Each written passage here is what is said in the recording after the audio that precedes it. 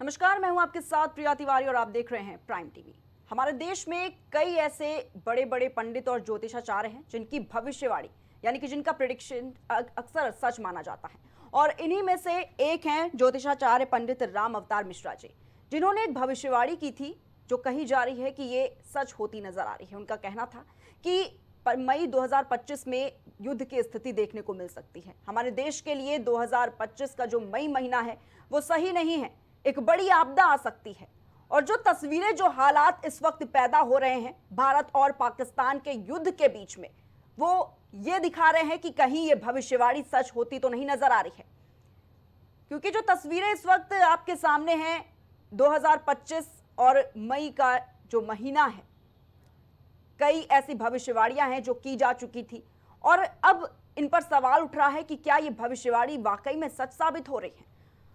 तो ज्योतिषाचार्य पंडित राम अवतार मिश्रा ने भी एक भविष्यवाणी की थी, जिन्होंने साफ तौर पर यह कहा था कि जो मई का महीना है वो हमारे भारत के लिए सही नहीं है। एक बड़ी आपदा जो है वो हमारे देश के लिए खड़ी हो सकती है।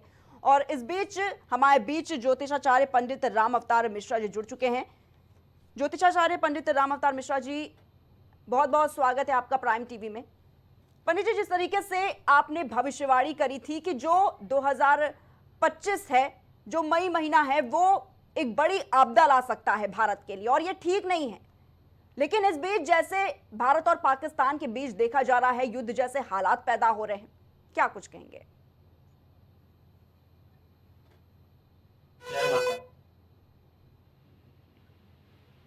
हमारे भारत देश में सभी सैनिक और सम्माननीय श्री प्रधानमंत्री मोदी जी को सभी लोगों की तरफ से धन्यवाद देना चाहते हैं कि जो पहल गांव का जो हमला हुआ है, इस दौरान सभी सनातनी के लिए कहीं ना कहीं जीवन में एक अंधेरा छा गया है। और हमारे ज्योतिष गणना के अनुसार यदि हम देखते हैं तो हमारा भारत देश जो आजाद हुआ था 1947 में हुआ था। उस समय के जो लग्न होती है, लगन मतलब होता है आपका शरीर वर्तमान, तो लगन आपका हमारा जो था वो वृषभ लगन था, जिसके स्वामी शुक्र होते हैं और उसके जो कर्मेश और जो भाग्येश होते हैं वो शनि होते हैं। शनि हमारे एक न्यायाधीश है और न्याय करता है और एक जज है और गॉड है। तो ऐसी कंडीशन में जो पाकिस्तान की कुंडली है वो मेष लगन की है और जो भारत की कुंडली है वो वृषभ लगन की है।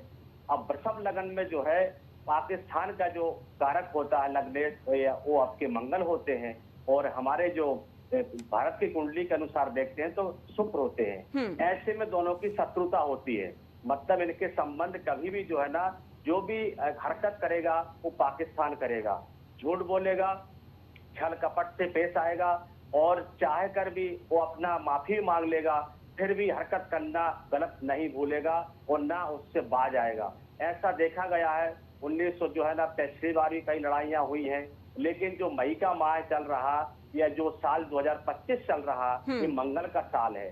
तो मंगल का साल के होने से यहाँ कहीं ना कहीं ये विस्फोट होना था और करीबन हमने 20 मार्च को ये गणना की थी, यह बताया था यूट्यूब के माध्यम से, चैनल के माध्यम से कि हमारे भारत में और पाकिस्तान के बीच ये युद्ध छिड़ने की संभावना और बनेगी। और ऐसे में जो पहली पहल होगी वो हमारे पाकिस्तान की तरफ से होगी। तो ऐसा ही पहलगांव में जो घटना घटी है बहुत निंदनीय है, बहुत ही जहां सोचकर आदमी के आंसू आ जाते हैं और जो हमारे भारत के लिए, सनातन के लिए बहुत ज्यादा अशुभ समाचार है। और हमारे भारत देश के माननीय श्री प्रधानमंत्री मोदी साहब जो मतलब प्रयास कर रहे हैं, जो सहयोग कर रहे हैं, भारत देश के लिए रणनीति बना रहे हैं, सब लोग उसमें सफल होंगे, हमारी शुभकामना है। और हमारा धर्मा सूत्रा धाम के माध्यम से हम डेली कवच पूजा करते हैं जो सैनिकों के लिए, कि जो सैनिक हमारे स्वस्थ रहे और उस लड़ाई में विजय की प्राप्ति करें। लेकिन फिर भी हमारे देश के लिए घबराने की आवश्यकता नहीं है, जीत हमारी होगी। लेकिन एक कहावत है कि गेहूं के साथ घुन भी पिसता है। तो कहने का मतलब है कि उनके 50 लोग मरेंगे तो हमारे कहीं न कहीं 6 लोग मरेंगे, लेकिन वो 6 लोग मरना हमारे लिए कहीं न कहीं बहुत चिंताजनक विषय है। उन 6 लोगों के लिए ऐसी कामना करना है, हर युवाओं के लिए, हर सनातन के लिए, कि उनकी जो है उनकी कामना से, पूजा से और दुआ से वो कहीं ना कहीं उस लड़ाई में हमारे भारतीय सफल होंगे। आगे का जो युद्ध का समय है वो 19 मई से पहले पहले काफी पाकिस्तान वाले या तो माफी मांग लेंगे, घुटना टेक देंगे, या तो कहीं ना कहीं गवर्नमेंट के द्वारा दबाव बनाकर अपनी सरकार को कहीं ना कहीं वो अपना झुक जाएंगे। यदि 19 मई से पहले घटना घट सकती है, यदि 1% 19 मई के बाद ये घटना नहीं घटी तो आपका फिर 7 जून तक ये लड़ाई का सिलसिला चलेगा। उसके बाद से ठंडा हो जाएगा और इसमें क्षति जो होगी ज्यादा वो पाकिस्तान वालों की होगी, और आज भी हो रही है, वो कल भी होगी, क्योंकि जो गलती की है उनने बहुत गलत गलती की है। इसका परिणाम उनको मिलने वाला है और तहे दिल से मिल रहा है और आगे मिलता रहेगा। इनने जो है दगाबाजी की है हमारे साथ, और ये आज से नहीं है। मैं बता देना चाहता हूँ चैनल के माध्यम से, ये 1965 में और अपने 83 में, कहीं ना कहीं 1993 में ये अपनी जो अपना एक षड्यंत्र है इनका, जो एक मतलब की रणनीति है, ये अपना काम करते रहे। कभी भी इनने जो है अपनी मतलब थूक से चाट लिया और कभी भी इनके वजनदारी, कभी ईमानदारी से अपने सामने भारत के सामने पेश नहीं आए। लेकिन हमारे सैनिकों ने इनको माफ भी किया है, इनको एक मौका भी दिया है, लेकिन उस मौके को उनने ठुकरा दिया है और अहंकार के बल से उनने जो है भारत के ऊपर जो है ऐसा नुकसान पहुंचाया है, जिसके परिणाम से भारत अब जाग गया है। भारत कभी पीछे नहीं हटेगा। भारत एक न्याय का देवता है, भारत एक जज है, भारत एक गॉड है, भारत एक सोने की चिड़िया है, और भारत कभी भी जो है अपने आप गलती नहीं करता है। यदि आप दगा किसी का सगा नहीं किया नहीं तो कर देखो, यारो जाके उसके घर देखो जिसने दगाबाजी की है। तो दगाबाजी भारत ने नहीं की है, ये दगाबाजी जो है पाकिस्तान वालों ने की हमारे भारत देश के साथ में। इसलिए मैं माता रानी के आशीर्वाद से, मैं बचपन से माता का सेवक हूँ और सेवा करता हूँ, प्रेरणा लेता हूँ कि हमारे भारत की विजय होगी और हमारे जो भारत के चुनिंदा लोग हैं जो इसमें मुकाम में मुहिम कर रहे हैं, सपोर्ट कर रहे हैं, वो सफल होंगे। लेकिन पाकिस्तान का क्षणिक समय आ गया है कि जो पाकिस्तान अपने के पास कुछ नहीं बचा, पाकिस्तान के पास जो भी छोटी मोटी माया बची हुई है वो भी खत्म होने वाली है 19 मई से पहले। जी बिल्कुल पंडित जी, लेकिन जो स्थिति इस वक्त बनी हुई है, जो हालात इस वक्त नजर आ रहे हैं, लगातार युद्ध की स्थिति साफ तौर पर देखी जा रही है, क्या लगता है अगर जो हालात हैं आने वाले समय में वो सामान्य होने की स्थिति में है या फिर और बिगड़ सकते हैं? क्योंकि आपने जिस तरीके से जिक्र किया इस बात का कि 19 मई तक जो हालात है वो ठीक रहेंगे, लेकिन अगर 19 मई को नहीं सही होता है तो ये जो पूरा घटनाक्रम है, जो युद्ध है वो 7 जून तक जाने वाला है। इसको लेकर क्या लगता है जो स्थिति है वो सामान्य होने की कगार पर है या फिर अभी हालात और भी ज्यादा बिगड़ सकते हैं? पंडित जी देखिए, अभी हालात बिगड़ने की संभावना पूरी है। हाँ। क्योंकि अभी जो मुकाम है, क्योंकि अभी अपना भारत देश के जो एक सोच है वो ये है कि अब न्याय चाहिए। तो न्याय कैसा मिलेगा? क्योंकि ऐसा मिलेगा कि हमारे जो न्याय की प्रक्रिया जारी है 19 मई तक तो वैसे ही हो तभी चलेगा। 19 मई तक कोई भी अभी संभावना अच्छी नहीं दिखाई दे रही है। क्यों?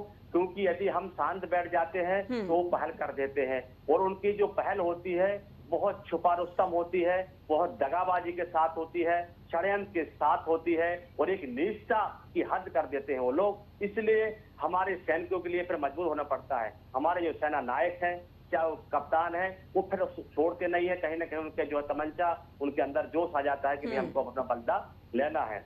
लेकिन पाकिस्तान से जो डिमांड रहेगी, हमारे राजनाथ सिंह जी हैं माननीय, और अमित शाह जी हैं, और प्रधानमंत्री मोदी जी हैं, उनका जो मांग रहेगा कि जितने आतंकवादी आपके मर चुके हैं वो तो अलग ही पहलू है, उसको छोड़ दीजिए। जितना आतंकवादी आपके जिंदा हैं वो सारे भारत भेज दो आप, हम उनको लिए जेल में रखेंगे, खाना खिलाएंगे, उनको सब कुछ करेंगे। आतंकवाद पाकिस्तान से मिटाना है।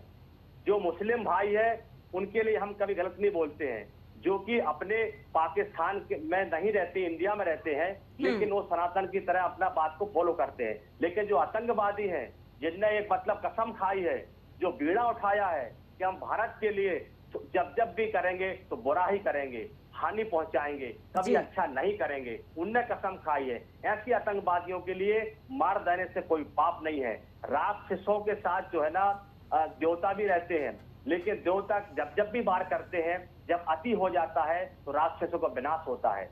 इसी हिसाब से जो आतंकवादी हैं, जो पनाह दे रहे हैं या जो पल रहे हैं, जो बस रहे हैं, जो ट्रेनिंग दे रहे हैं, ऐसे मुकामों के, ऐसे ठिकानों को हमारे भारत देश ने चूर कर दिया है और जो बचे हुए हैं उनको भी चूर कर देगा। लेकिन जो आतंकवादी, जो सरकार की डिमांड रहेगी यही रहेगी कि आप तो आर या पार, या तो आप सिलेंडर कर दो, आतंकवाद खत्म कर दो वहां से, या तो फिर जो है ना पूरा जवाब देकर हमारे यहाँ भेज दो आतंकवादियों को, हम उनको सबक सिखा देंगे। और जो लोग आतंकवादी मर चुके हैं उनका चिट्ठा खत्म करो।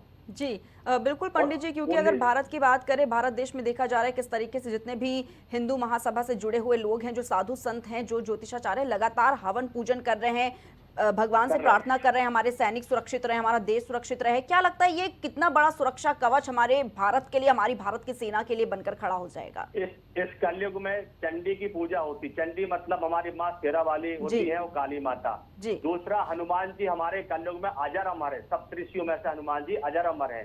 तो ऐसे सनातन के लिए मैं हाथ जोड़ प्रार्थना करता हूँ कि जो भी हमारे युवा हैं, जो भी हमारे भाई हैं या हमारे पिता के रूप में हैं, उनसे निवेदन करता हूं कि काश आप जाग जाओ, आपका जागने का समय आ चुका है। यदि आप हर दिन नहाने के बाद 5 हनुमान चालीसा का पाठ करते हैं तो मैं वादा करता हूं कि हमारे देश के ऊपर जो संकट आया है, जो हमारी लड़ाई छिड़ी हुई है, इस लड़ाई में भारत विजय होगा, सम्मान के साथ होगा। और भारत देश के लिए 7 ऐसे देश हैं जो साथ दे रहे हैं और आगे देते रहेंगे, कभी भी वो मुकरेंगे नहीं भारत देश के लिए साथ देने के लिए। तो मैं महिलाओं से निवेदन करूंगा कि बीज मंत्र का पाठ करें आप, ओम ऐं ह्रीं क्लीं चामुंडाई विच्चे। नहाने के बाद आप 11 बार पाठ करते हैं, ओम ऐं ह्रीं क्लीं चामुंडाई विच्चे। ये करना है महिलाओं के लिए, हमारी बहनों के लिए, हमारी जो माताएं उनके लिए करना है। और जो हमारे युवा हैं, जो हमारे पिता के रूप में हैं, जो हमारे भाई लोग हैं, जो हमारे सनातनी हैं, यदि वो अपना संकल्प ले लें कि 5 हनुमान चालीसा का पाठ डेली करना है, भारत देश के लिए करना है, सैनिकों के लिए करना है, तो मैं वादा करता हूं आज इस समय चैनल के माध्यम से, आज शनिवार है, आज बाबा का दिन है और वृषभ लगन हमारे भारत देश की लगन है जो आजाद हुआ था 1947 में। तो ये भारत देश के लिए 4 चांद लग जाएंगे और जो मिसाल होती है, मिसाल का काम जो है हनुमान चालीसा कर जाएंगे और बीज मंत्र कर जाएगा। धर्म सूत्रा धाम के माध्यम से मैं इतना बता देना चाहता हूं इस चैनल के माध्यम से कि जाग जाओ सनातनियों, अपने व्यापार को, अपनी नौकरी को आप 1 घंटे लेट खोलो, लेट चालू करो, लेट पहुंचो, पर 5 हनुमान चालीसा करना आप ना भूलें। तो देखिए 19 मई से पहले आपको क्या समाचार मिलने वाला है। यदि पाकिस्तान घुटने ना टेक दे तो मैं वादा करता हूं त्राही मच जाएगी पूरे देश में। पाकिस्तान वालों के पास खाने के लाले पहले भी पड़े थे, आज भी है, और जो उनके पास मिसाइल है उनमें जंग लग गया है, वो चाइना के हैं, वो मतलब कहीं ना कहीं उनमें पावर नहीं है, वो डेड हो चुके हैं, इसलिए उनके पास कुछ नहीं बचा है। हवाई का एक चूही बिल्ली का जो शिकार चल रहा, जो खेल चल रहा, इसमें चल रहा। लेकिन भारत हमारा स्वाभिमानी देश था, भारत हमारा सनातनी था और आज भी है और सदा रहेगा। तो हमारे जो देश के बड़े बड़े संत लोग हैं उनसे मैं कहना चाहता हूं, ये जो हमारे युवा हैं कि आप इसको करिए, बहुत अच्छी सफलता मिलने वाली है भारत देश के लिए। जी ठीक है पंडित जी, बहुत बहुत धन्यवाद आपका हमारे साथ जुड़ने के लिए। तो जिस तरीके से लगातार आप देख रहे हैं युद्ध की स्थिति साफ तौर पर नजर आ रही है भारत और पाकिस्तान को लेकर, और ऐसे में जो भविष्यवाणियां पंडितों या फिर ज्योतिषाचार्य के द्वारा की गई हैं वो कहीं ना कहीं सच साबित होती आज नजर आ रही है, जिस पर हमारे साथ हमारे बीच इस वक्त ज्योतिषाचार्य पंडित राम अवतार मिश्रा जी जुड़े हुए थे, जिन्होंने बताया किस तरीके से जो 17 मई का समय उन्होंने बताया है कि 17 मई से पहले जो युद्ध की स्थिति है वो शांत पड़ जाएगी। लेकिन अगर किसी वजह से ये स्थिति शांत नहीं पड़ती है तो ये जो युद्ध है वो 7 जून तक पहुंचने की उसकी जो तारीख है वो लगभग बताई गई है। तो कहीं ना कहीं अगर बात की जाए, जो भविष्यवाणियां हैं वो आज सच साबित होती हुई नजर आ रही है। आप देख रहे हैं मई का महीना 2025 और मई के महीने को बताया गया था कि भारत के लिए एक बड़ी आपदा ला सकता है, ये हमारे देश के लिए अच्छा नहीं साबित हो सकता है। लेकिन जिस तरीके से आप देख रहे हैं ये जो युद्ध की स्थिति है, हालांकि पाकिस्तान भारत के आगे, भारतीय सेना के आगे घुटने टेकने के लिए मजबूर नजर आ रहा है। और जो हालात हैं इस वक्त देख सकते हैं, जिस तरीके से भारत की सेना ने ऑपरेशन सिंदूर चलाया, उसके बाद जो पाकिस्तान है वो घुटने टेकता हुआ नजर आया। आपने देखा जिस तरीके से आधी रात में जब पाकिस्तान सोया हुआ था, उस बीच हमारी भारत की सेना किस तरीके से जाती है पाकिस्तान के अंदर घुसकर, किस तरीके से आतंकियों को निशाना बनाने का काम करती है, जो आतंकी ठिकाने थे उनको पूरी तरीके से तबाह करने का काम करती है, क्योंकि वो वही ठिकाने थे जहां पर बैठकर बड़ी बड़ी आतंकी प्लानिंग जो थी वो की जाती थी, साजिश रची जाती थी और उनको पूरी तरीके से मिट्टी में मिलाने का काम हमारी भारत की सेना ने किया है। फिलहाल रुकेंगे एक छोटे से ब्रेक के लिए, जल्द हाजिर होंगे।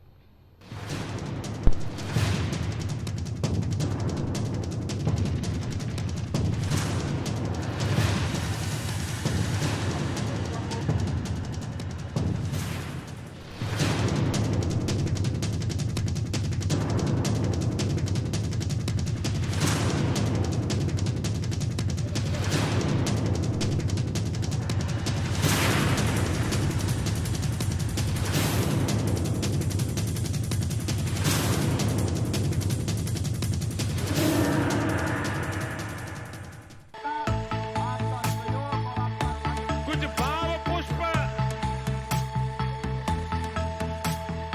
आप देख रहे हैं प्राइम टीवी, सच साहस सरोकार।